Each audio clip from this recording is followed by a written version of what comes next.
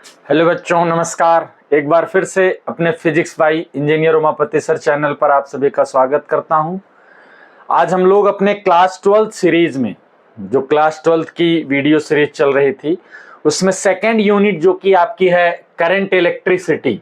बेटा second unit हमारी है करंट इलेक्ट्रिसिटी। आज हम लोग इस करंट इलेक्ट्रिसिटी यूनिट का फर्स्ट टॉपिक, जैसे हम लोग पहले भी बात कर चुके हैं, इसमें हमारे पास दो चैप्टर हैं करंट इलेक्ट्रिसिटी में। एक है electrical resistance and Ohm's law और सेकंड है हमारा डीसी सर्किट एंड मेजरमेंट्स। तो डीसी सर्किट एंड मेजरमेंट का एक अलग वीडियो बनाऊंगा, ठीक है। और करंट इलेक्ट्रिसिटी में जो फर्स्ट टॉपिक है electrical resistance and ohms law का, इसका एक सिंगल वीडियो अलग होगा। तो हम लोग स्टार्ट करते हैं बेटा। स्टार्ट करने के पहले बस एक रिक्वेस्ट, अगर अभी तक चैनल को सब्सक्राइब नहीं किए हैं तो प्लीज चैनल को सब्सक्राइब जरूर करें, और अगर वीडियो अच्छा लगे तो वीडियो को लाइक शेयर सब्सक्राइब जरूर करते रहें बेटा। तो हम लोग बात करते हैं बेटा करंट इलेक्ट्रिसिटी का। जो पहला टॉपिक है आपका इलेक्ट्रिक करंट। करंट एकदम बेसिक से चलेंगे बेटा, बेसिक से एप्लीकेशन की तरफ बढ़ेंगे, जिससे कि चूंकि ये जो आपका यूनिट है पूरा का पूरा करंट इलेक्ट्रिसिटी, ये पूरी की पूरी यूनिट बेटा न्यूमेरिकल पॉइंट ऑफ व्यू से बहुत इंपॉर्टेंट है, ठीक है। आप इस चैप्टर से चाहे सीबीएसई बोर्ड के एग्जाम में जाएं, आईएससी बोर्ड के एग्जाम में जाएं, या फिर आप किसी भी कॉम्पिटिटिव क्वेश्चंस में जाएं, चाहे वो सीयूईटी का हो, चाहे वो नीट का हो, चाहे वो जेई का हो, कंप्लीटली फार्मूला बेस्ड न्यूमेरिकल्स बनते हैं। बहुत ज्यादा कॉन्सेप्ट, डीपली कॉन्सेप्ट की रिक्वायरमेंट नहीं है। अगर आप धीरे धीरे भी पढ़ेंगे तो आप इजिली आराम से इनके न्यूमेरिकल्स को सॉल्व कर सकते हैं। तो बेटा करंट सबसे बेसिक चीज है, rate of flow of charge. एकदम बेसिक सी definition, rate of flow of charge. आप पहले भी पढ़ चुके हैं इसको छोटी क्लासेस में भी। Rate of flow of charge यानी I इज इक्वल टू बेटे Q अपॉन T। ये सबसे बेसिक फार्मूला है इलेक्ट्रिक करंट का। I is equal to Q upon T, यानी rate of flow of charge is called electric current, ठीक है। या अगर नंबर ऑफ इलेक्ट्रॉन की बात करें, अगर वो दिया हो तो Ne अपॉन T, यानी अगर N is equal to number of electron दिया है बेटे, तो आपका फार्मूला इलेक्ट्रिक करंट का हो जाएगा Ne upon T। SI unit अगर इसकी हम बात करें तो ये इससे भी फंडामेंटल क्वांटिटी है। इसकी SI यूनिट होती है बेटा एम्पियर, A से डिनोट करते हैं, ठीक है। डायमेंशन भी इसकी होती है बेटा A। और कहीं पर भी अगर स्मॉल यूनिट्स आती है बेटे, 1 मिली एम्पियर आता है तो 10 टू द पावर -3 एम्पियर। कहीं पर भी माइक्रो एम्पियर आता है तो -6 एम्पियर। 1 नैनो एम्पियर कहीं पे भी मिलेगा तो 10 की पावर -9 एम्पियर। 1 पिको एम्पियर अगर कहीं पे भी मिलता है तो 10 टू द पावर -12 एम्पियर। ये एकदम बेसिक सी बात है जो कि हम छोटी क्लासेस में भी, यानी 9th-10th में भी, या हमने इलेक्ट्रिसिटी पढ़ी है उस समय हमको ये सारे फार्मूले मिले हैं। ये बहुत इंपॉर्टेंट फार्मूले हैं इलेक्ट्रिक करंट से रिलेटेड, हम शुरू से पढ़ते आ रहे हैं बेटा। अब दूसरी बात में अगर हम बात करें कि अगर कभी पे भी बेटा चार्ज आपका फंक्शन ऑफ टाइम रहे तो हमें इलेक्ट्रिक करंट फाइंड करना होगी, तो हम इसी को डिफरेंशिएट कर देंगे टी के रिस्पेक्ट में। जैसे हम बात करें एक क्वेश्चन की बेटा, कि अगर आपको एक न्यूमेरिकल में गिवन है if Q is equal to 2t square plus T, then find current. अब यहां पर जो आपका इलेक्ट्रिक चार्ज है बेटा, अगर आप ध्यान से देख रहे होंगे तो ये टाइम का फंक्शन है, यानी टाइम की वैल्यू इंक्रीज करोगे, टाइम की वैल्यू डिक्रीज करोगे तो इलेक्ट्रिक चार्ज पे इफेक्ट पड़ेगा। यानी इलेक्ट्रिक चार्ज यहां पर टाइम का फंक्शन है। अगर टाइम का फंक्शन है इलेक्ट्रिक चार्ज, उस कंडीशन में जब हमको बेटे करंट फाइंड करनी होगी तो हम इसको डिफरेंशिएट कर देंगे, यानी I is equal to dq upon dt। यानी dq अपॉन dt करेंगे बेटा, इसे डिफरेंशिएट करेंगे तो 2 2 जा 4t प्लस 1, ये वैल्यू आ गई। मान लिया अगर आपको टाइम भी दे रखा है कि 1 सेकेंड पे बताइए, तो इसी में हम t की प्लेस पे 1 रख देंगे तो 4 इंटू 1 प्लस 1 यानी 5 एम्पियर की करंट आ गई। इस तरीके के न्यूमेरिकल में आपको टाइम भी गिवन रहा करेगा बेटे, ठीक है। यहां से हम टाइम की वैल्यू आराम से फाइंड कर लिए। क्लियर, ठीक है बेटे। यहां से हम इलेक्ट्रिक करंट की वैल्यू आ गई। सिमिलरली बेटे अगर कभी भी चार्ज गिवन हो, यानी I की वैल्यू दिया हो 2t प्लस 1 और फाइंड करना हो find flow of charge from 1 second to 2 second. अब ये फाइंड करना है, तो बेटे इसमें क्या है, आई की प्लेस पर हम क्या लिख सकते हैं, D Q upon D T. इसमें रिवर्स चलेंगे, इंटीग्रेट कर देंगे 2t प्लस 1, तो बेटे यहां से डी क्यू की वैल्यू आ जाएगी 2t into D T plus 1 into D T. अगर इसे हम देखेंगे, अब इसे इंटीग्रेट कर देंगे बेटा, तो 2t into D T, limit लगा देंगे from 1 second to 2 second, plus D T again 1 second to 2 second. Q की वैल्यू के लिए निकल जाएगा बेटे t इंटू डी टी का integration T square upon 2 plus D T का t आ जाएगा। इसको हम सॉल्व कर देंगे, वैल्यू रख के हमारी इलेक्ट्रिक चार्ज की वैल्यू आ जाएगी फ्रॉम 1 सेकेंड टू 2 सेकेंड। जो भी फ्लो हो रहा है इलेक्ट्रिक चार्ज का वो हम इजिली फाइंड कर सकते हैं, इसमें कोई ज्यादा दिक्कत हमें नहीं होगी बेटा। यहां से हम इलेक्ट्रिक चार्ज की वैल्यू आराम से निकाल लेंगे। ठीक है, ठीक है, यहां से हम लोग बेटा फाइंड कर चुके हैं। अब अगले टाइप पे चलते हैं हम लोग। अगला टॉपिक है हमारा करंट डेंसिटी। बेटे करंट डेंसिटी, मान लिया हमारे पास एक कंडक्टर है, ठीक है, कंडक्टर की क्रॉस सेक्शनल एरिया है बेटे ए। अगर इसमें जो करंट फ्लो कर रही है वो करंट फ्लो कर रही है आई, ठीक है, तो करंट डेंसिटी यानी जे से डिनोट करते हैं होता है I per unit area, per unit cross sectional area, यानी electric current flowing per unit cross sectional area is called बेटे करंट डेंसिटी। ठीक है, और यहां पर बेटे जे जो होता है वो एक वेक्टर क्वांटिटी है, ध्यान रहे। आपके पास जो आई होता है बेटे, आई वैसे है हमारे पास स्केलर क्वांटिटी। इसको हम बता दें, इसको दूसरे वर्ड में एक वर्ड बोला जाता है, उसको बोलते हैं बेटा टेंसर क्वांटिटी। कभी कभी इस वर्ड को भी हम यूज करेंगे कि इलेक्ट्रिक करंट को स्केलर न बोल के हम टेंसर बोलते हैं। तो टेंसर का मतलब ये होता है जब हम करंट को रिप्रेजेंट करते हैं तो एरो से रिप्रेजेंट करते हैं, यानी डायरेक्शन तो दिखा रहे हैं लेकिन ये वेक्टर रूल को फॉलो नहीं करता, यानी क्वांटिटी को डायरेक्शन की रिक्वायरमेंट है बट वो वेक्टर रूल को फॉलो नहीं करता है। ऐसी क्वांटिटी को हम बेटा बोलते हैं टेंसर क्वांटिटी। लेकिन जनरली अभी बोर्ड लेवल पर जब आपको लिखना है, कुछ भी करना है, तो आप जे को क्या, इलेक्ट्रिक करंट को क्या लिखेंगे, स्केलर क्वांटिटी ही लिखेंगे। मान लिया अगर आप कभी कोई एमसीक्यू न्यूमेरिकल क्वेश्चन सॉल्व कर रहे हैं, वहां पर लिखा है कि इलेक्ट्रिक करंट इज, तो वहां पर आप लिख सकते हैं टेंसर क्वांटिटी अगर ऑप्शन में गिवन है। ठीक है, तो लेकिन जो यहां पर करंट डेंसिटी है बेटा वो इलेक्ट्रिक वेक्टर क्वांटिटी है करंट डेंसिटी। अगर इसे वेक्टर फॉर्म में लिखें, बिकॉज हमारे पास आई स्केलर क्वांटिटी हो गई, ये दोनों वेक्टर क्वांटिटी हैं, तो आई इज इक्वल टू हो जाएगा बेटे जे डॉट ए। यानी अगर कभी इलेक्ट्रिक करंट डेंसिटी और एरिया दोनों को वेक्टर फॉर्म में दिया है और इलेक्ट्रिक करंट की वैल्यू फाइंड करनी है, तो याद रखिएगा बिकॉज दो वेक्टर का प्रोडक्ट अगर एक स्केलर क्वांटिटी होती है तो उनके बीच में डॉट प्रोडक्ट का रूल एप्लीकेबल है, यानी J dot A is equal to I कर दिया करेंगे। ठीक है, ये दूसरी थ्योरेटिकल बात हो गई। उसके बाद बेटे हमारे पास एक थ्योरी पोर्शन 3 पॉइंट आ गए। एक फर्स्ट है mean free path, mean free path जिसको कि हम लेमडा से डिनोट करेंगे। दूसरा है बेटे रिलैक्सेशन टाइम, रिलैक्सेशन टाइम जिसको कि हम बेटे टाउ से डिनोट करेंगे। एंड ड्रिफ्ट वेलोसिटी जिसको कि हम वीडी से डिनोट करेंगे बेटा। ठीक है, according to atomic molecular theory बेटे, जैसे मान लिया एक मेटल कंडक्टर है, अब इस मेटल कंडक्टर में अभी इनिशियली जो फ्री इलेक्ट्रॉन्स हैं, तो इनिशियली बेटा इसमें जो फ्री इलेक्ट्रॉन्स हैं ये रेस्ट मोड में है। ठीक है, यानी अभी जो इसमें फ्री इलेक्ट्रॉन्स हैं ये रेस्ट में है, इसमें कोई भी इलेक्ट्रॉन अभी बेटा मूव नहीं कर रहा है। यानी अगर हम मान ले बेटे if n is equal to number of electron, यानी इस कंडक्टर में टोटल कितने इलेक्ट्रॉन है बेटे, n इलेक्ट्रॉन है। हमने अज्यूम कर लिया है कि अभी सारे के सारे इलेक्ट्रॉन, अज्यूम क्या कर लिया है, अभी हमने किसी बैटरी से कनेक्ट नहीं किए हैं, तो हमारे सारे फ्री इलेक्ट्रॉन्स अभी रेस्ट मोड में है, यानी वो मूव नहीं कर रहे हैं। ठीक है, अभी सारे इलेक्ट्रॉन हमारे बेटा रेस्ट मोड में है, कोई भी मूव नहीं कर रहा है।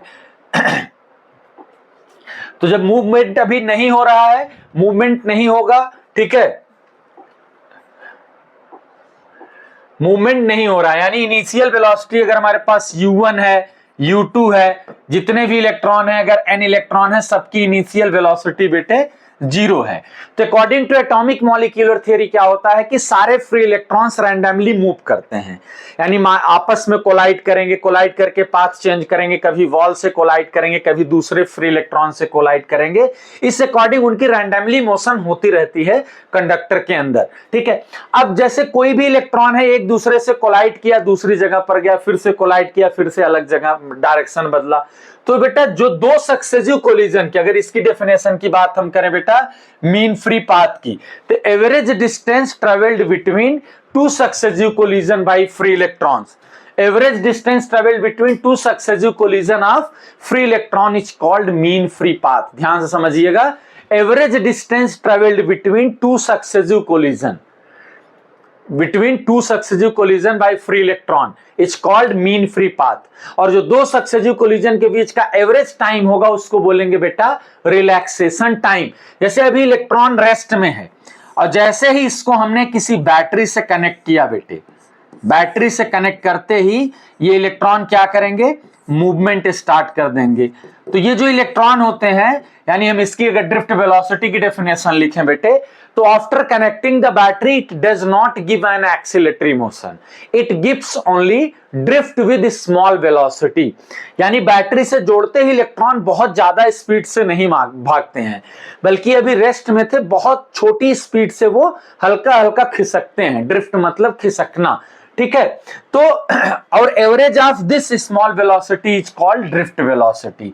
तो अभी जीरो से एक वेलोसिटी कवर किया, अगर फर्स्ट इक्वेशन लगा दें तो v1 is equal to zero plus A tau one, चूंकि u जीरो है। ऐसे अगर सेकेंड इलेक्ट्रॉन के लिए लगाएं तो zero plus A tau two. ऐसे अगर हमारे पास बेटे n इलेक्ट्रॉन है तो vn is equal to zero plus A tau n बेटे। अगर हम सारी इक्वेशन को बेटा हम ऐड कर दें लेफ्ट हैंड साइड को लेफ्ट हैंड साइड से, तो v2 ये vn आ गया। यहां पर a को कॉमन ले लिया बेटा, तो आ गया tau one plus tau two plus tau n। अगर इस पूरी इक्वेशन को बेटा हम डिवाइड कर दें, डिवाइडेड बाई कैपिटल N, यानी नंबर ऑफ इलेक्ट्रॉन से डिवाइड कर दें, तो हमारे पास जो इक्वेशन आई बेटा v1 प्लस v2 vn divided by n। And यहां पर हमने बेटा a को कॉमन ले लिया, tau one plus tau two tau one divided by n। तो डेफिनेशन में ही दिखा, जो आफ्टर कनेक्टिंग द बैटरी जो रेस्ट से एक स्मॉल वेलोसिटी गेन किया है इलेक्ट्रॉन, उन सारे का जो एवरेज है ऐड करके n से डिवाइड कर दिया, तो उस एवरेज वेलोसिटी को बेटा बोलेंगे ड्रिफ्ट वेलोसिटी यानी vd a, और एवरेज टाइम को बोलेंगे टाउ यानी रिलैक्सेशन टाइम। तो अगर कभी आपसे कोई basic formula of drift velocity पूछे बेटा, तो ये होती है vd is equal to a into tau. vd is equal to बेटे a इंटू टाउ। अगले पॉइंट पे आते हैं, और ये बहुत इंपॉर्टेंट है, चाहे वो सीबीएसई के पॉइंट ऑफ व्यू से देखें, चाहे आईएससी के एग्जाम के पॉइंट ऑफ व्यू से देखें, ये फार्मूला बहुत इंपॉर्टेंट है बेटे। Relation between electric current and drift velocity, या कभी कभी इसी को दूसरी लैंग्वेज में बोल देंगे कि relation between current density and drift velocity. दोनों में से किसी भी फॉर्म में पूछा जा सकता है, चाहे इलेक्ट्रिक करंट का ड्रिफ्ट वेलोसिटी से रिलेशन पूछा जाए, चाहे करंट डेंसिटी का ड्रिफ्ट वेलोसिटी से रिलेशन पूछा जाए, बेटा दोनों रिलेशन एक ही तरीके से सॉल्व किए जाएंगे, ठीक है। दोनों एक ही चीज है, करंट डेंसिटी से रिलेशन हो चाहे इलेक्ट्रिक करंट से हो। तो बेटा ध्यान से देखिएगा, वही उसी डायग्राम के लिए ही हम बना रहे हैं। जैसे हमारे पास एक मेटल कंडक्टर हो गया, मेटल कंडक्टर की लेंथ है बेटे L, क्रॉस सेक्शनल एरिया है A, और यहां पर इलेक्ट्रिक करंट जो फ्लो कर रही है वो है I। इलेक्ट्रॉन्स हमेशा करंट के अपोजिट मूव करता हुआ दिखाई देंगे, ठीक है। अब बेटा यहां पर हमारे पास एक टर्म है n is equal to total number of electron, total number of electron. इसमें एक टर्म आएगा बेटा स्मॉल n, इसको बोलते हैं number of electron per unit volume, या इसी का नाम होगा बेटा number density of electron, number density of electron, या इसी का नाम होता है बेटा इलेक्ट्रॉन डेंसिटी, इलेक्ट्रॉन डेंसिटी। यानी n is equal to number of electron, यानी n अपॉन वॉल्यूम की बात आई तो a इंटू एल, क्योंकि इस कंडक्टर की क्रॉस सेक्शनल एरिया a है और लेंथ l है, तो वॉल्यूम कितना आ जाएगा, cross sectional area multiplied by length कर देंगे तो सिलेंड्रिकल कंडक्टर है उसकी हमें वॉल्यूम फाइंड कर लेंगे। यहां से बेटा n की वैल्यू आ गई small n a into L. अब बेसिक फार्मूला अगर हम I की बात करें तो I इज इक्वल टू होता है Q अपॉन T, Q यानी number of electron multiplied by E into time. तो I is equal to N की प्लेस पे अगर हमें वैल्यू पुट कर दें NaLe अपॉन टाइम, तो बेटा अगर अब यहां से हम देखें तो L अपॉन T क्या हो जाएगा अगर कंडक्टर की बात है यहां पर, तो चूंकि लेंथ यहां पर है, डिस्टेंस का काम करी लेंथ, और लेंथ अपॉन टाइम यानी डिस्टेंस अपॉन टाइम क्या होता है किसी का भी, वेलोसिटी। और यहां पर इलेक्ट्रॉन किस वेलोसिटी से मूव कर रहा है, उस वेलोसिटी को क्या बोल रहे हैं बेटे यहां पर, ड्रिफ्ट वेलोसिटी। तो उसकी वैल्यू आ गई ड्रिफ्ट वेलोसिटी, यानी L अपॉन T की प्लेस पर बेटा हम क्या लिख सकते हैं, ड्रिफ्ट वेलोसिटी Vd। तो I का वैल्यू आ गया यहां से NeA Vd। अगर पहला पार्ट आपसे पूछा जाएगा कि find relation between electric current and drift velocity, तो वो हमको यहां से मिल गया I is equal to NeA Vd। और अगर करंट डेंसिटी की बात करें बेटे, I को नीचे लेके जाएं I अपॉन A, तो आ गया Ne Vd। अब I अपॉन A की वैल्यू होती है बेटा J, तो J इज इक्वल टू यहां से आ गया Ne Vd। यहां से हमको इलेक्ट्रिक करंट और ड्रिफ्ट वेलोसिटी के बीच का रिलेशन फाइंड करना होगा, तो we can find I is equal to NeA Vd, और करंट डेंसिटी के टर्म में फाइंड करना होगा तो J is equal to Ne Vd। अगर हम बात करें बेटा ISC 2026 में 1 मार्क्स का क्वेश्चन आया कि इफ करंट इज डबल यानी I dash is equal to twice, then Vd कितना होगा। यानी अगर हम करंट को डबल कर दें तो ड्रिफ्ट वेलोसिटी पे क्या इंपैक्ट पड़ेगा, सामने आपके solution I is equal to NeA Vd, यानी I is directly proportional to Vd के होगा बेटा। यानी I डैश अगर हम डबल कर देंगे तो हमारा drift velocity is also double. 1 marks का एक क्वेश्चन था ये। दूसरा रिलैक्सेशन टाइम से था, वो अभी अगले टॉपिक के बाद कवर होगा। एक पार्ट यहीं से था कि अगर इलेक्ट्रिक करंट को डबल कर देंगे तो ड्रिफ्ट वेलोसिटी पे क्या इंपैक्ट पड़ेगा, तो सिंपल सी बात है आपका आंसर हो जाएगा कि वो भी डबल हो जाएगा। ठीक है, अगले टॉपिक पे आते हैं बेटा हम। आपका अगला टॉपिक है, 4 पॉइंट्स आप क्लास 10th में भी पढ़ चुके हो। पहला है रेजिस्टेंस, रेजिस्टेंस यानी V बाई I, इसकी SI यूनिट होती है बेटा ओम। अगला होता है कंडक्टेंस, रेसिप्रोकल ऑफ रेजिस्टेंस होता है यानी I अपॉन V, इसकी यूनिट होती है बेटा ओम इनवर्स। उसके बाद रो होता है, रो का यानी स्पेसिफिक रेजिस्टेंस बेटा, स्पेसिफिक रेजिस्टेंस यानी इसका एक नाम और होता है, उसको बोलते हैं रेजिस्टिविटी, या ये दूसरे भाषा में और हम एक चीज लिख दें कि ये प्रॉपर्टी ऑफ मटेरियल होती है। प्रॉपर्टी ऑफ मटेरियल बेटे ये ध्यान रखना, यानी अगर कॉपर है तो कॉपर के लिए उतनी ही वैल्यू रहेगी, चाहे कॉपर की लेंथ कम हो चाहे ज्यादा हो, लेंथ एरिया पे रेजिस्टिविटी डिपेंडेंट नहीं होती है। That is the property of material. तो इसका बेसिक डेफिनेशन है बेटे E अपॉन J। उसके बाद एक है कंडक्टिविटी, ये रेसिप्रोकल ऑफ रो होती है यानी J अपॉन E। एक और बात है इसमें थ्योरेटिकल पार्ट में बेटा, उसका नाम है मोबिलिटी ऑफ इलेक्ट्रॉन, तो वो होती है बेटे drift velocity per unit electric field. ये 5 थ्योरेटिकल टर्म्स हैं जिसको कि हमने लिख दिया। रेजिस्टेंस आप पहले ही पढ़ चुके हो, V upon I class 10th में ही पढ़ा था, वही है। कंडक्टेंस भी वहीं से पढ़ा है। रेजिस्टिविटी की डेफिनेशन आपने वहां पर 10th में कुछ और पढ़ रखी थी, यहां पर हमने पढ़ लिया E अपॉन J। और कंडक्टिविटी होता है रेसिप्रोकल ऑफ रेजिस्टिविटी, और एक टर्म्स आ गया बेटा मोबिलिटी। ये 5 टर्म थ्योरेटिकल है, कभी कभी न्यूमेरिकल में सीधे सीधे हमें यूज करने को मिल जाती है। अब इसी से रिलेशन में हम आते हैं बेटा ओम्स लॉ, ये भी हम पहले पढ़ चुके हैं। बेसिक स्टेटमेंट की बात अगर हम करें तो इसमें एक वर्ड बिना लगाए अगर आप लिख देंगे स्टेटमेंट तो गलत हो जाएगा। ये है ये, if physical condition remains constant, if physical condition remains constant, remains constant बेटे, then V is directly proportional to I, यानी V is equal to IR हो जाएगा बेटे। इस चीज को याद रखना है, कभी भी अगर फिजिकल कंडीशन यानी प्रेशर, टेम्परेचर, वॉल्यूम को कांस्टेंट रखें तो ओम्स लॉ यानी V is directly proportional to I, यानी V is equal to IR वाला फॉर्मूला यहां से ओम्स लॉ में आ जाएगा।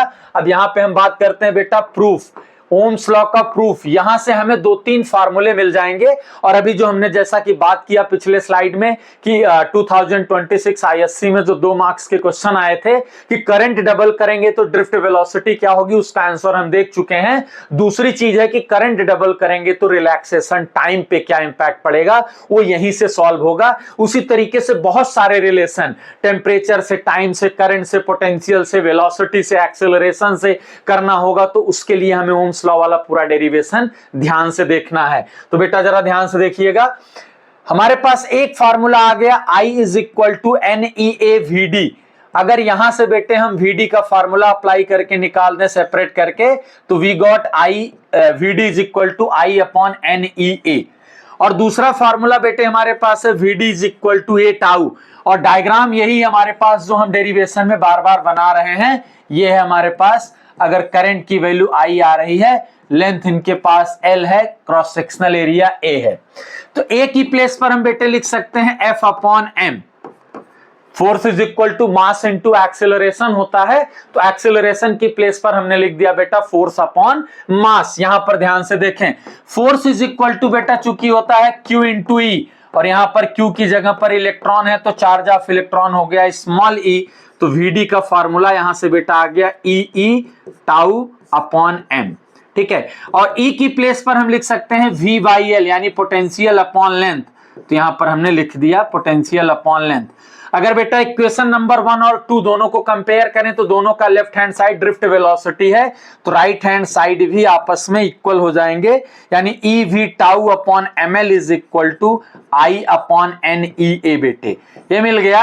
अगर यहां से हम बेटा ऐसे निकालें V इज इक्वल टू, सारी वैल्यू राइट साइड भेज दीजिए, ML अपॉन N पहले से ही है, E और E मिलके E स्क्वायर हो गए, यहां टाउ बचा, यहां A बचा I।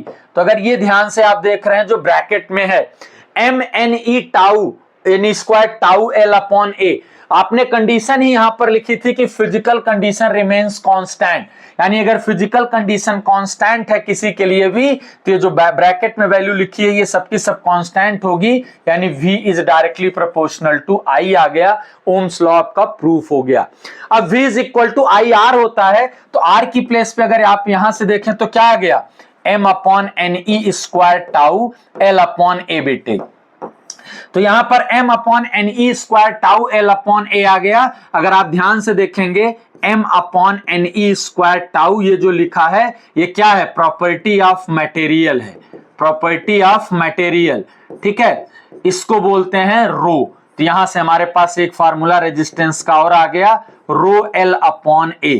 रो यहां पर रेजिस्टिविटी है, लेंथ कंडक्टर का है, एरिया क्रॉस सेक्शनल है, आर रेजिस्टेंस है।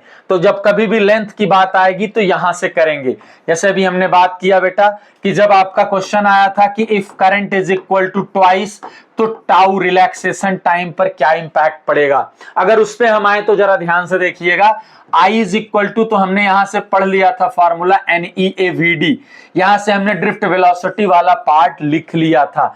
अगर हम दूसरी तरीके से लिखें बेटा V is equal to IR, तो V इज इक्वल टू हमारे पास आ गया IR, ध्यान से देखते रहिएगा, V is equal to IR अगर हम लिख लें यहां से, यहां दूसरे ही फार्मूले से चले बेटा, I is equal to NEA/VD है, ठीक है, तो I is equal to NEA/VD की जगह पर हमने एक फार्मूला यहां पर ये वाला निकाला है, इसको ही हम रख दें EV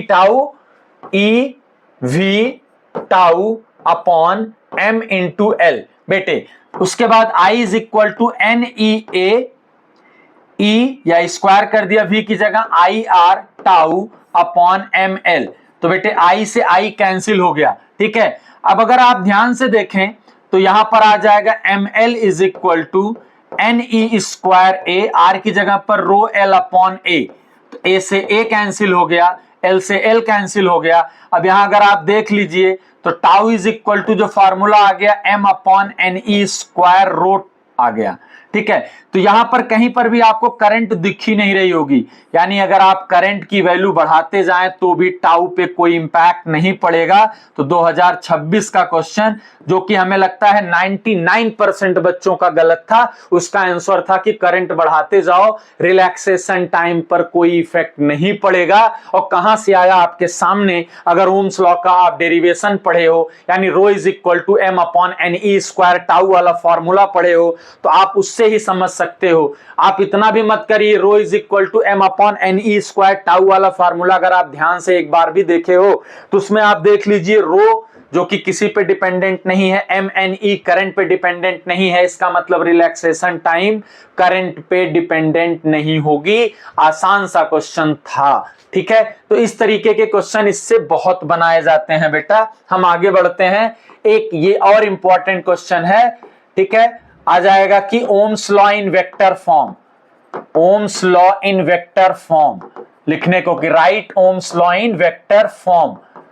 तो कैसे लिखेंगे, आपके पास बेटा ओम्स लॉ है v is equal to I R, ठीक है। यहां पर ना तो v वेक्टर है, ना तो i वेक्टर है, ना तो r वेक्टर है। अगर यहां से आप किसी को भी वेक्टर फॉर्म लिख ही नहीं सकते, लेकिन हमारे पास r का एक फार्मूला है i rho l upon a बेटे। अगर l को हम यहां पर ले आए v upon l i upon a रो, तो बेटा v अपॉन l होता है इलेक्ट्रिक फील्ड यानी E, i अपॉन a होता है J रो। इसको हम बेटा इस तरीके से लिख सकते हैं J 1 upon rho into E। और रेसिप्रोकल ऑफ रेजिस्टिविटी होती है कंडक्टिविटी, यानी J is equal to sigma E। यहां पर J वेक्टर है, सिग्मा स्केलर है, E वेक्टर है, तो ये J is equal to sigma into E होता है आपका वेक्टर फॉर्म। ओम्स लॉ का वेक्टर फॉर्म होता है ये सबसे आसान भाषा में, ठीक है बेटा। अगली बात करते हैं, हम एक न्यूमेरिकल पे आते हैं बेटा, कि इफ रेजिस्टेंस, मतलब एक कॉन्सेप्ट ही है, हम इसको न्यूमेरिकल के टर्म में लेते हैं। If resistance of a wire is R, find new resistance, find new resistance if, first point है बेटा, लेंथ को इंक्रीज कर दिया n टाइम्स, यानी n की जगह पर डबल ट्रिपल हाफ कुछ भी हो सकता है। सेकेंड, एरिया को इंक्रीज कर दिया n टाइम्स। थर्ड बेटा, इफ उसकी रेडियस को इंक्रीज कर दें n टाइम्स, या डायमीटर को इंक्रीज कर दें n टाइम्स। अब मान लिया डबल किया, ट्रिपल किया, हाफ किया, 1/4 किया, तो n की जगह पर वही वैल्यू डबल ट्रिपल हाफ 1/4 आ जाएगी और हमें सॉल्व करना है। यानी इनिशियली हमारे पास ये कंडक्टर था बेटे, ध्यान से देखिएगा, तीनों केस के लिए रेजिस्टिविटी रो थी, लेंथ L थी, क्रॉस सेक्शनल एरिया A था, यानी R is equal to according to formula rho L upon A हो जाएगा, ठीक है। फर्स्ट केस हुआ कि हम उसकी लेंथ को इंक्रीज कर दिए, यानी L डैश अपॉन L अगर यहां से निकालें तो कितना आ गया बेटे, N आ गया। अब हमारे पास इसका न्यू रेजिस्टेंस क्या होगा, यानी जब हमने इसकी लेंथ बढ़ा दी तो बेटा रो पे कोई इंपैक्ट नहीं पड़ेगा। लेंथ हो गई L डैश, एरिया हो गई A डैश। अब इसके लिए जब हम फार्मूला निकाले बेटा, तीनों केस की बात मैं कर रहा हूं 1 by 1, तो यहां पर न तो हमने वायर से कोई मटेरियल हटाया है, ना ही कोई वायर में मटेरियल ऐड किया है, यानी जो इनिशियल मटेरियल था उसी को हमने एक्सटेंड करके लेंथ को बढ़ा दिया। ऐसी सिचुएशन में बेटा क्या होगा, न तो रिमूव किया न तो ऐड किया, यानी वॉल्यूम कांस्टेंट हो गया। Initial volume is equal to final volume, तो वॉल्यूम क्या होगा, L into A is equal to L dash into A dash, यानी L डैश अपॉन L आ जाएगा बेटे A अपॉन A डैश, और L डैश अपॉन L की value है N, यानी यहां से हमको मिल गया N। और अगर इसका रेजिस्टेंस हम निकालें बेटा R डैश, तो आ जाएगा रो L dash upon A dash. यानी अगर हम इस इक्वेशन को इससे डिवाइड कर दें, यानी R डैश अपॉन R कर दें लेफ्ट हैंड साइड को, तो आ जाएगा रो L dash upon A dash, यानी रो L अपॉन A। तो रो से रो कैंसिल हो गया, L dash upon L into A upon A dash, तो बेटा एल डैश अपॉन एल भी एन है और वो भी एन है, यानी आर डैश अगर इस आर को मल्टीप्लाई कर दें तो एन स्क्वायर टाइम्स आ गया। अगर अब हमको ये फार्मूला याद है तो न्यूमेरिकल करने में आपको पूरा प्रोसेस करने की कोई जरूरत नहीं है। अगर बोले कि लेंथ को डबल किया है रेजिस्टेंस कितना होगा, तो एन की जगह पर 2 रख दो, 4 टाइम्स हो जाएगा। अगर लेंथ को हाफ किए हैं तो कितना हो जाएगा, 1/4 टाइम्स हो जाएगा। आराम से आप सॉल्व कर सकते हो, उसमें कोई देखने की जरूरत नहीं है, ना तो उसमें कोई परेशानी होगी। ठीक है, आराम से आप कर सकते हैं बेटे। क्लियर। उसके बाद बेटा ध्यान से देखिएगा, एरिया की बात आई, फिर से वही बात बेटा, अब अगर हम एरिया को इंक्रीज कर दिया यहां पर तो हमारी लेंथ डिक्रीज हो जाएगी बस।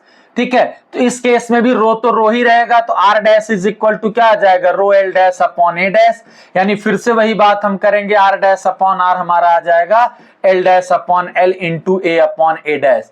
ये हर केस में यही आ जाएगा। अब इसको निकालने के लिए फिर से वही बात बेटा, initial volume is equal to final volume.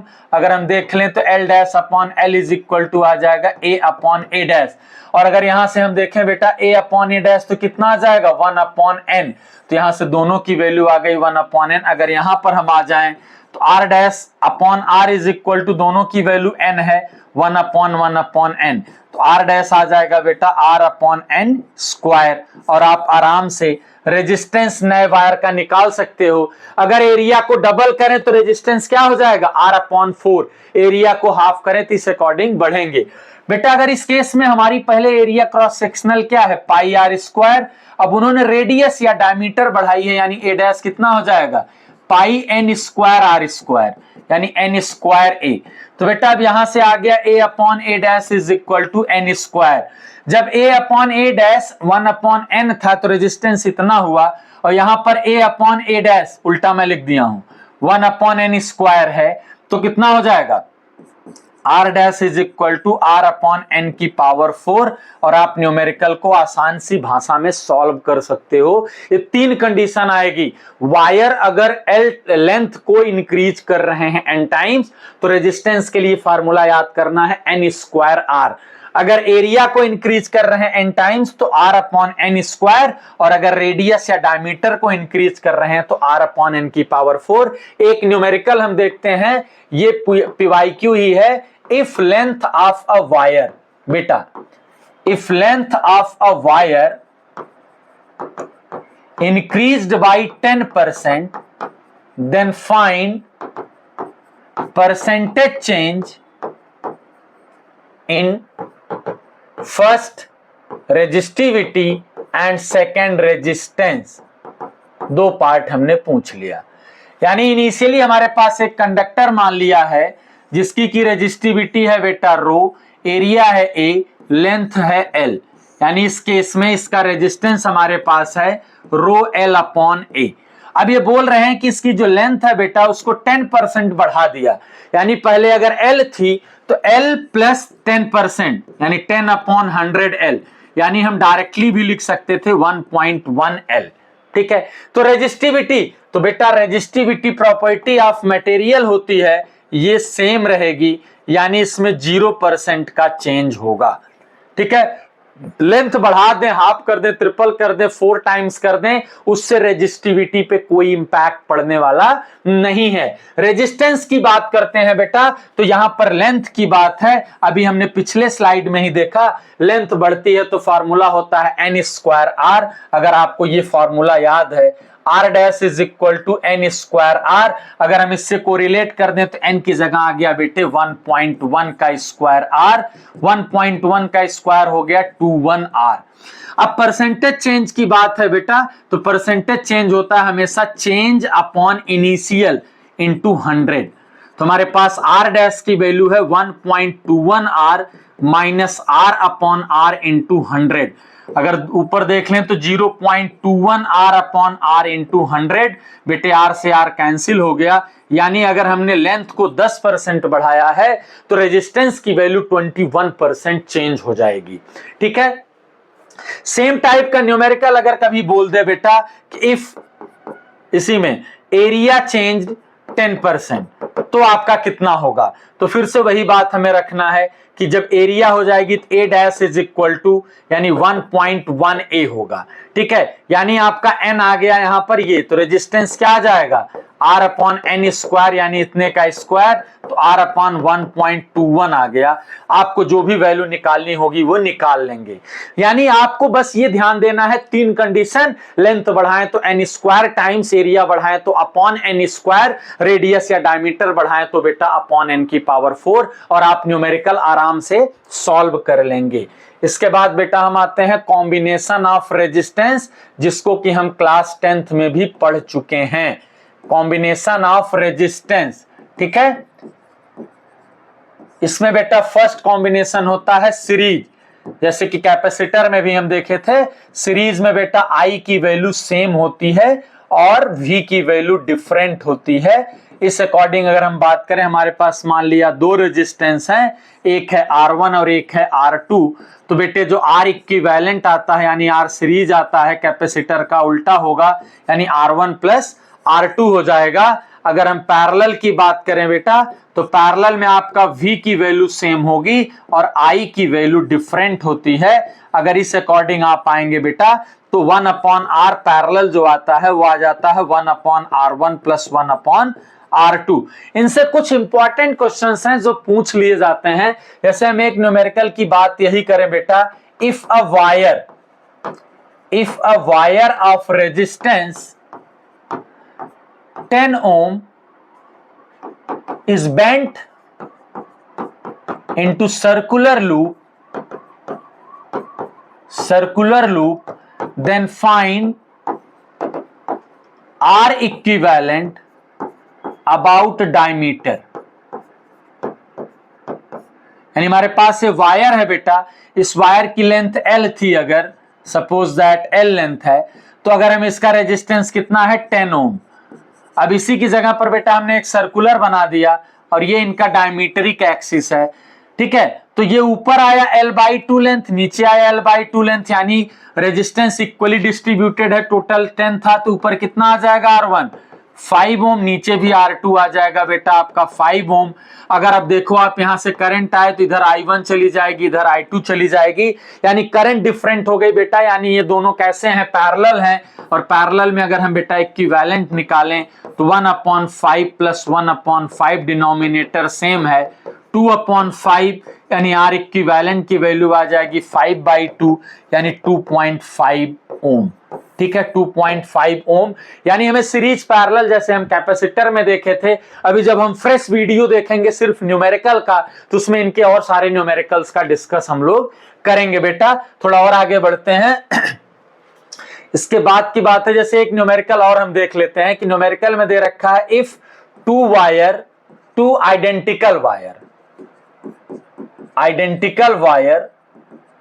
X and Y are connected in series, then find ratio of VDX upon VDY if NX is equal to twice of NY। तो बेटा यहां पर सीरीज की बात हो रही है। अगर आप सीरीज पर जाएंगे बेटे, ध्यान से समझिएगा, सीरीज में क्या होता है कि करंट की वैल्यू सेम होती है। अभी हम लोगों ने देखा इस चीज को, सीरीज में जब भी कनेक्ट होगा कोई भी दो वायर, तो वहां पर करंट की वैल्यू बेटे सेम होती है।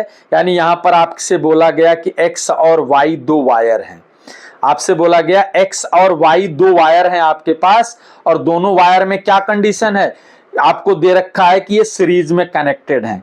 जैसे ही सीरीज की बात आए तुरंत आप पकड़ लीजिए कि सीरीज की बात हो रही है तो क्या सेम होगा और क्या डिफरेंट होगा बेटे, ठीक है। तो सीरीज की बात अगर हम कर रहे हैं तो करंट सेम होगा, यानी IX is equal to IY, और अभी हम लोगों ने फार्मूला पढ़ा है I is equal to NEA VD। तो IX का मतलब हो गया बेटा NX EA, A क्यों है, क्योंकि आइडेंटिकल वायर है। EA VDX is equal to NY EA VDY। अगर आप यहां से देखेंगे बेटा VDX अपॉन VDY, जो निकालेंगे वो आ जाएगा आपके पास ny अपॉन nx, और यहां पर दे रखा है nx की जगह पर हम रख सकते हैं बेटे 2ny, कैंसिल हो गया यानी 1:2 आपका क्वेश्चन सॉल्व हो गया। इस क्वेश्चन में एक चीज हिडन थी यानी छिपी हुई थी, वो थी सीरीज में कनेक्टेड है, यानी सीरीज में जैसे ही बात आई सीरीज से ये चीज छिपी थी, इसको हमने निकाल लिया x is equal to y। हम आगे बढ़ते हैं बेटा। अब एक क्वेश्चन और आया आपका, जैसे कभी effect of temperature, effect of temperature on resistivity, on resistivity. बेटा वीडियो पूरा ध्यान से देखेंगे तो आप खुद ही समझ सकते हैं, काफी चीजें आपकी कवर हो जाएंगी, आपको बहुत ज्यादा परेशान होने की जरूरत नहीं है। अगर आप डायरेक्ट बुक उठाते हैं खुद पढ़ने के लिए तो आपको एक बार आइडेंटिफाई करने में टाइम चला जाता है कि क्या पढ़ें क्या ना पढ़ें। मैं शुरू से एक ही चीज रटता आता हूं कि पूरा वीडियो अगर आप ध्यान से देखेंगे और नोट्स बना लेंगे तो 100% गारंटी है आपको हर न्यूमेरिकल के लिए अलग अलग फार्मूला पढ़ने की जरूरत नहीं है, बुक पलटने की रिक्वायरमेंट नहीं पड़ेगी। हर न्यूमेरिकल पीवाईक्यू का आप इजीली हमारे कंटेंट से सॉल्व कर सकते हो, कुछ भी नहीं छूट रहा है, इसकी 100% गारंटी है। तो बेटा effect of temperature on resistivity, यानी रो की बात हो रही है या रेजिस्टेंस की भी बात हो रही है, ठीक है। तो रेजिस्टिविटी के लिए अभी हम लोगों ने फार्मूला पढ़ा, rho is equal to m upon NE square tau. तो यहाँ m n और e से कोई मतलब नहीं है, वो कांस्टेंट है, यानी rho is inversely proportional to हो गया टाइम से, यानी रिलैक्सेशन टाइम के। वैसे बेटा अगर आरएमएस स्पीड की बात करें तो स्पीड इज इक्वल टू क्या होता है, डिस्टेंस यानी mean free path upon time. तो यहां से अगर आप देखोगे तो root mean square speed is also inversely proportional to the relaxation time. अब अगर आप देखेंगे बेटा दोनों में 1/टाउ है, यानी ये आपस में भी डायरेक्टली प्रोपोर्शनल हो जाएंगे। VRMS equation number 3 according to KTG class 11th, according to KTG class 11th root mean square speed का फार्मूला होता है बेटे √3RT अपॉन m।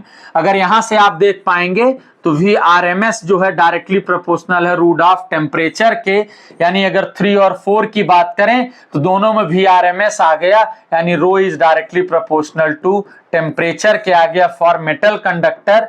अगर हम इसके लिए ग्राफ की भी बात करें बेटा तो इस तरीके से ग्राफ बन जाएगा।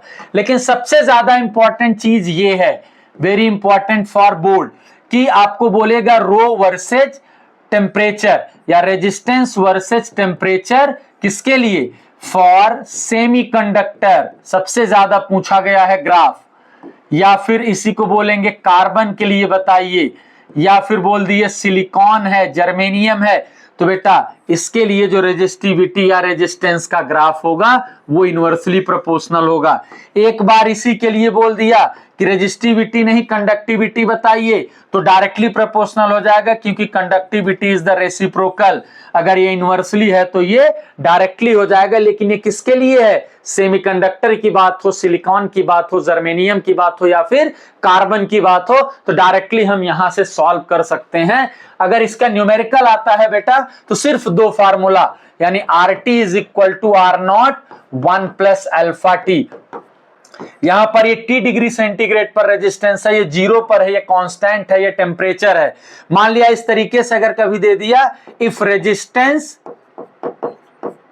Of wire R1 at T1 पर है एंड R2 T2 पर है, ठीक है। अब आपको जब कोई अननोन छूट जाएगा तो ये फार्मूला लगेगा T2 minus T1 R2 minus R1 upon R1 into alpha. इसमें बहुत डीपली पढ़ने की जरूरत नहीं है, डायरेक्टली फार्मूला बेस्ड न्यूमेरिकल होता है R1 R2 T1 T2। आप जब दो टेम्परेचर की वेरिएशन दिया होगा किसी न्यूमेरिकल में, मान लिया दे दिया कि एक वायर का रेजिस्टेंस 30 ओम है 20 डिग्री सेंटीग्रेड पर, तो 60 डिग्री पे कितना होगा, यानी T1 R1 दिया है, T2 देके R2 की वैल्यू पूछ रहा है, अल्फा कांस्टेंट गिवन रहेगा, तो आप इसी फार्मूले में डायरेक्ट पुट करेंगे और आंसर फाइंड कर लेंगे। उसमें आपको और कुछ ज्यादा करने की जरूरत बेटे नहीं पड़ेगी, ठीक है। इसके बाद आपने क्लास 10th में ही पढ़ा था हीट एनर्जी। हीट एनर्जी का फार्मूला होता है VIT, या फिर V स्क्वायर बाई RT या फिर I स्क्वायर RT। और आपका पावर होता है तो रेट ऑफ हीट हो जाता है VI या V स्क्वायर बाई R या I स्क्वायर R। इजिली आप इन 6 फार्मूलों से सॉल्व कर लोगे। कुछ क्वेश्चंस की बात हम करते हैं बेटा, जैसे इसमें से ज्यादा इंपॉर्टेंट न्यूमेरिकल्स आता है। मान लिया कि एक न्यूमेरिकल इस तरीके से आ गया कि find consume power of by bulb, consume power by bulb. ठीक है, एक पावर जैसे ऐसे बल्ब बना हो, हीटर बना हो, कुछ भी बना रहेगा। ठीक है, उसमें दे रखा होगा जैसे ये है 50 वॉट डैश 100 वोल्ट, और यहां पर रख दिया है 200 वोल्ट की सप्लाई से इसको हमने कनेक्ट कर दिया है। तो इस वोल्टेज को बोलते हैं बेटा रेटिंग वोल्टेज, इसको बोलते हैं रेटिंग पावर, इसको बोलते हैं सोर्स वोल्टेज। और आपको कंज्यूम पावर बताना है। जैसे बाजार से जाइए, बल्ब खरीद के लाइए, 50 वाट का बल्ब है तो ऐसा जरूरी नहीं कि घर में हमने लगा दिया तो 50 वाट की बिजली खाएगा। कंज्यूम पावर अलग होती है, वही यहां पर कैलकुलेट करना है। तो पूरे फिजिक्स में कभी भी न्यूमेरिकल आप कर रहे हो, वो बल्ब का हो, हीटर का हो, फैन का हो, किसी भी डिवाइस का हो, तो सबसे पहला काम बेटा रेजिस्टेंस फाइंड कर लोगे रेटिंग से। तो रेजिस्टेंस यानी अभी हमने पढ़ा P is equal to V square by R, तो यहां से हम R निकाल लेंगे बल्ब का। V स्क्वायर बेटे यानी 100 इंटू 100 अपॉन 50, डायरेक्टली आपका आ गया 200 ओम। अब आपका रेजिस्टेंस इस बल्ब का हो गया, ये सोर्स है ये, इससे आप कंज्यूम पावर निकाल दोगे बेटे V स्क्वायर बाई R यानी 200 इंटू 200 अपॉन 200, यानी ये कैंसिल हो गया। कितना पावर कंज्यूम किया वो 200 वॉट का पावर कंज्यूम कर लिया, आपके सामने है। यानी आपका बल्ब तो था 50 वाट का, 50 वाट का, लेकिन कंज्यूम कितना किया हो 200 वाट का पावर कंज्यूम किया। जब आप घर में लाके उसको ऐड कर दिए तो यहां से 2 चीज निकल के आई बेटा, एक रेटिंग निकल के आई और एक निकल के आया आपका कंज्यूम पावर। ठीक है, अब यहां पर सबसे इंपॉर्टेंट क्वेश्चन है, हम एक लाइन लिखेंगे, वहां से आप समझ जाएंगे बहुत ही आसान तरीके से। ठीक है, सबसे ज्यादा पूछा भी जाता है कि 2 बल्ब को सीरीज में जोड़ दिया, पैरेलल में जोड़ दिया, और ये पूछ लेगा कि कौन सा बल्ब फ्यूज हो जाएगा या कौन सा बल्ब ज्यादा तेज जलेगा। ठीक है, ऐसी सिचुएशन में जब हम बात करते हैं, मान लिया बेटा हमारे पास ये 2 कंडीशन होती हैं, हमारे पास ये 2 बल्ब हैं, बल्ब नंबर 1, बल्ब नंबर 2। ठीक है, बल्ब 2, और यहां पर आपके पास ऐसे सीरीज में कनेक्टेड हैं। या फिर दोनों बल्ब हमारे पास बेटा B1, इसको लिख लीजिएगा, कहीं किताब में लिखा नहीं मिलेगा, ये मेरी गारंटी है। ठीक है, आप इसको अगर करेंगे कौन सा बल्ब ब्राइटनेस होगा, ब्राइटर होगा, तो बेटा सीरीज के लिए अगर हम बात करें ब्राइटनेस, सीरीज की बात करें तो brightness is directly proportional to, बेटा यहीं से आप समझिए कि कैसे आप बिना सॉल्व किए, बिना पेन उठाए सॉल्व कर सकते हो। ठीक है, बिना सॉल्व किए आप आराम से कर सकते हो। Inversely proportional to the rated power, P rated, यानी जिसका रेटिंग पावर ज्यादा होगा वो बल्ब कम ब्राइटर होगा।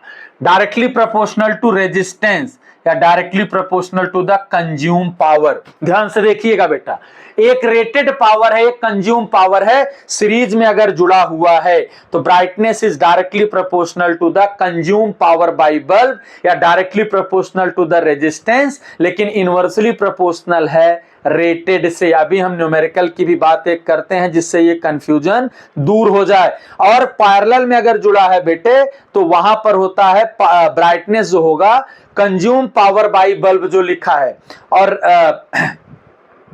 कंज्यूम पावर बाय बल्ब और सप्लाई दोनों से डायरेक्टली होगा और रेटेड से इनवर्सली प्रोपोर्शनल हो जाएगा। ठीक है, यानी जिसका जितना पावर है, रेटेड पावर है, ठीक है, और रेजिस्टेंस है, वो इनवर्सली प्रोपोर्शनल हो जाएगा। इसमें ये दोनों जो ब्राइटनेस होगी बेटा इधर के लिए directly proportional to P rated हो जाएगा, इनवर्सली प्रोपोर्शनल टू रेजिस्टेंस के और inversely proportional to consume power के। ठीक है, अब एक न्यूमेरिकल की बात हम करते हैं बेटा। जैसे हमारे पास एक न्यूमेरिकल आया कि 2 बल्ब जुड़े हुए हैं। ठीक है, हमारे पास न्यूमेरिकल है कि 2 बल्ब हैं, दोनों बल्ब अभी सीरीज में जोड़ दिए गए हैं। ठीक है, 2 बल्ब हैं, दोनों सीरीज में जोड़ दिए गए हैं, 50 वाट है। हमारे पास 2 बल्ब हैं, bulb number 1, bulb number 2। Bulb number 1 का जो रेटिंग है 25 वॉट 100 वोल्ट, 25 वॉट 100 वोल्ट, ठीक है। और सेकंड का भी है 100 वॉट 100 वोल्ट, 100 वॉट 100 वोल्ट, ये बल्ब नंबर 2 है। और इनको जो सप्लाई जोड़ी गई है बेटा वो भी 100 वॉट की है, ठीक है। तो फर्स्ट आपको बताना है दोनों का रेजिस्टेंस, उसके बाद सेकंड आपको बताना है बेटा P consume power by 1 and consume power by 2, और थर्ड बताना है ब्राइटर ज्यादा कौन है। ये 3 मार्क्स का न्यूमेरिकल है, ज्यादा से ज्यादा इसी को पैरेलल में जोड़ देते। तो पहला पार्ट तो बेटा आसानी से आप सॉल्व कर सकते हो, R1 is equal to V square यानी 100 स्क्वायर 100 अपॉन 25। अगर आप ध्यान से देखोगे बेटा 400 ओम आ गया। R2 अगर आप निकालोगे बेटा 100 इंटू 100 अपॉन 100, अगर आप इसको सॉल्व कर दोगे तो 100 ओम आ गया, एक पार्ट सॉल्व हो गया। तो बेटा ये दोनों सीरीज में कनेक्टेड हैं, अगर आप ध्यान से देखोगे तो ये दोनों सीरीज में है तो करंट दोनों की सेम होगी। अगर आई आप निकाल दें तो आई की वैल्यू आ गई बेटा V by R equivalent, V by R equivalent. V हमारे पास बेटा 100 है, दोनों सीरीज में है तो 500 आ गए 1/5 एम्पियर। अब सीरीज में है तो आई स्क्वायर आर वाला पावर लगा दो, पी कंजम्पशन 1, तो आई स्क्वायर यानी 1/5 इंटू 1/5, R1 की वैल्यू है 400 बेटा 480। अगर आप देखेंगे तो 16 वाट का पावर पहला बल्ब ने कंज्यूम किया, और P कंज्यूम टू 1/5 इंटू 1/5, अगर आप देखोगे 100 आपका सेकंड है यानी 4 वाट का कंजम्पशन हुआ। अब सीरीज के लिए भी हम लोगों ने देखा है जिसका ज्यादा कंजम्पशन होगा वो ज्यादा ब्राइटर होगा, ठीक है। अगर यहां से आप देखेंगे तो ज्यादा कंजम्पशन बेटा किसका है 1 का है, यानी बल्ब 1 ज्यादा ब्राइटर होगा, बल्ब 2 कम ब्राइटर होगा। और अगर बिना सॉल्व किए मान लिया एमसीक्यू में आता और आपको बताना होता कि कौन सा होगा, तो अभी हमने सीरीज के लिए यहां पर देखो लिखा है brightness is inversely proportional to P rated, यानी जिसका रेटेड पावर ज्यादा है वो कम ब्राइटर होगा। अगर आप यहां से देखोगे तो इसका रेटिंग पावर सेकंड वाले का बेटा ज्यादा है, सेकंड वाले का रेटिंग पावर ज्यादा है तो कम ब्राइटर होगा, इसका कम है ये ज्यादा ब्राइटर होगा। डायरेक्टली सॉल्व कर सकते हैं, अगर इन्हीं दोनों बल्ब को पैरेलल में जोड़ देते तो रिवर्स हो जाता और आप न्यूमेरिकल को इजीली सॉल्व कर सकते हो। एक न्यूमेरिकल और है बेटा, अगर हम बात करें कि हमारे पास एक हीटर है जिसका रेजिस्टेंस R है, ठीक है। ये सेम एक पानी मतलब हमें same amount of water heat करना है तो उसमें टाइम लगाता है 4 मिनट का, ठीक है। अब अगर हम इसको हाफ कट करके दोनों को पैरेलल जोड़ दें ऐसे, यानी R/2 हाफ कट कर दें और पैरेलल जोड़ दें तो सेम अमाउंट को हीट करने में कितना टाइम लगेगा। जब इस तरीके का न्यूमेरिकल आए बेटा तो पहले इसका इक्विवेलेंट निकाल दो, दोनों पैरेलल हैं तो 1/R/2 यानी 2/R प्लस 2/R बेटे, डिनोमिनेटर सेम है यानी 4/R। इस कंडीशन में R इक्विवेलेंट आ जाता है R/4। सबसे आसान तरीका मैं बताऊंगा, इससे आसान तरीका कुछ हो ही नहीं सकता। दोनों केस में हीट इक्वल प्रोड्यूस हो रही है, केस 1 में भी केस 2 में भी। तो हीट का फार्मूला पहले आप लिखिए, पैरेलल की बात हो रही है तो वोल्टेज लगाइए ये वाला फार्मूला। अगर सीरीज की बात होती तो I स्क्वायर RT लगाते, यहां पैरेलल की बात हो रही है तो V स्क्वायर अपॉन RT लगा दिया। तो जो चीज कॉमन है जब आप इक्वेट करेंगे दो कंडीशन को तो कैंसिल ही हो जाएगी, V कॉमन है H कॉमन है हटा दो तो R is directly proportional T आ गया, यानी R1 upon R2 is equal to बेटे आ गया T1 अपॉन T2। R1 यानी फर्स्ट केस है R2 यानी सेकंड केस है बेटे R/4, T1 की वैल्यू 4 है, T2 हमें बताना है, R से R कट गया। यहां देख लीजिए T2 हमको बताना है R/4 है, 4 मिनट वहां पर है, ठीक है, ध्यान से देख लीजिएगा 4 मिनट। तो अगर यहां से देखेंगे आप 4 से 4 कट जाएगा, T2 आ जाएगा 1 मिनट, यानी सेम अमाउंट ऑफ वाटर को हीट करना है तो कितना टाइम लगेगा 1 मिनट का टाइम लगेगा। यानी जितने भी बल्ब के न्यूमेरिकल्स हों, हीटर के न्यूमेरिकल्स हों, उनको हम बहुत आसानी से सॉल्व कर सकते हैं। एक न्यूमेरिकल और देखते हैं बेटा हम, उसके बाद क्लास क्लोज करेंगे क्योंकि करंट इलेक्ट्रिसिटी का पहला पार्ट यहीं तक है। 2 न्यूमेरिकल हमने दोनों बना दिया, हमारे पास एक बल्ब दोनों कंडीशन में हम बना दे रहे हैं, सीरीज में जोड़ दिया है। ये हमारे पास बल्ब नंबर 1 बल्ब नंबर 2, ठीक है बेटा, ये सीरीज में जुड़े हैं और कंडीशन दोनों के लिए गिवन है कि दोनों का रेजिस्टेंस का रेशियो दे रखा है 1:2। और सेकंड केस में बेटा ये पैरेलल जोड़ दिया हूं, ठीक है, B1 and B2 same voltage से जोड़ दिया है V। तो आपको पहले दोनों कंडीशन में बताना है कि कंज्यूम पावर का रेशियो बताना है, I1 अपॉन I2 का रेशियो बताना है, V1 अपॉन V2 का रेशियो बताना है। तो बेटा सीरीज में अगर ध्यान से देखोगे करंट कॉमन जाएगी, तो पावर का फार्मूला सीरीज के लिए आप लगाइए I²R। अगर यहां पर बेटे हम P1 अपॉन P2 लगाएं तो दोनों में करंट कॉमन जा रही है, I²R1 अपॉन I²R2। I से I कैंसिल हो गया बेटे, R1 अपॉन R2। अगर आप ध्यान से देखेंगे तो R1 अपॉन R2 का रेशियो दे रखा है 1, तो आपका आंसर आ गया 1:2। सेकंड आपको बताना है करंट का जो कितना फ्लो करेगी, तो सीरीज में कनेक्टेड है यानी 1:1, दोनों में करंट कॉमन जाएगी। V is equal to IR होता है बेटे, V1 अपॉन V2 किया तो IR1 अपॉन IR2, I से I कट गया यानी 1:2। इजिली तीनों पार्ट सॉल्व कर दिया। और जब पैरेलल में कनेक्ट करें बेटा तो पावर का ये वाला फार्मूला लगाएंगे V²/R। तो P1 upon P2 consume power अगर निकालोगे तो V तो कॉमन है बेटे, V² upon R1 and V²/R2। अगर आप ध्यान दोगे R2 अपॉन R1 आ गया, तो R2 अपॉन R1 करोगे तो इसी का रेसिप्रोकल आ गया। सेकंड आपको बतानी है करंट, तो I इज इक्वल टू बेटे होता V/R। अगर आप I1 लगाओगे तो V/R1, I2 लगाओगे तो V/R2, यानी फिर से वही बात आ गई, R2/R1 यानी 2:1 आ गया। थर्ड आपकी बात हो रही है वोल्टेज की, तो पैरेलल में वोल्टेज इक्वल होते हैं, 1:1 आ जाएगा। और आराम से तीनों पार्ट इस तरीके से भी न्यूमेरिकल आपका कॉन्सेप्ट बेस पूछा जा सकता है। तो एक बार हम फिर से रिकॉल करें बेटा, हमने स्टार्ट किया, इलेक्ट्रिक करंट पढ़ाया, करंट डेंसिटी बताई, mean free path, relaxation time, drift velocity की बात करी। ड्रिफ्ट वेलोसिटी का बेसिक फार्मूला डिराइव किया, Vd is equal to A into tau. उसके बाद हम आगे बढ़े तो हम आए रिलेशन में, I is equal to NeAVd पढ़ा, ओम्स लॉ पढ़ा, पांचों फैक्टर पढ़े theoretical, resistance, conductance, conductivity, resistivity. उसके बाद ओम्स लॉ का डेरिवेशन देखा, वेक्टर फॉर्म देखा, ρL/A की तीनों कंडीशन देखी, उसके न्यूमेरिकल्स पे भी हमने बात करी, कॉम्बिनेशन की बात करा, हीट एनर्जी पावर की बात करी। उसके बाद हम लोगों ने टेम्परेचर के इफेक्ट की बात करी। हर टाइप के एक दो क्वेश्चंस भी हम लोगों ने इस वीडियो में साथ में देखा। अभी ये चूंकि न्यूमेरिकल पॉइंट ऑफ व्यू से बहुत इंपॉर्टेंट है पूरी एक्सरसाइज। अभी एक वीडियो थ्योरेटिकल और आएगा जिसमें हम सेल की बात करेंगे, Kirchhoff Wheatstone bridge, potentiometer and meter bridge. After that हम एक वीडियो इसका कम से कम 1.5 घंटे का बनाना पड़ेगा, क्योंकि इसमें बहुत न्यूमेरिकल है। तो 1.5 घंटे के वीडियो में पूरे यूनिट के सिर्फ न्यूमेरिकल की बात होगी। पहली चीज, आप ये जो पहला पोर्शन है जो डिवाइस के पहले का है, प्लीज वीडियो को बहुत ध्यान से देखिए और इनके एक प्रॉपर नोट्स बनाइए, ये आपके बहुत काम का होगा और बहुत इंपॉर्टेंट चैप्टर है आपके बोर्ड के पॉइंट ऑफ व्यू से और कॉम्पिटिशन के भी पॉइंट ऑफ व्यू से। नीट में तो बेटा डायरेक्ट फार्मूला बेस्ड क्वेश्चंस आ जाते हैं, कोई परेशान होने की जरूरत नहीं है। तो बने रहिए, चैनल पे आप सब्सक्राइब करते रहें, अगर नहीं किए हैं तो जरूर कर लें बेटा। इस तरीके के वीडियोस आपको बहुत मिलते रहेंगे, जहां से आपका बेस पहले स्ट्रांग होगा, न्यूमेरिकल्स की भी बात की जाएगी और आगे जो भी आपकी प्रॉब्लम्स आती है 1 बाय 1 पूरे आपको इस चैनल पर मिलता जाएगा। ठीक है, थैंक यू।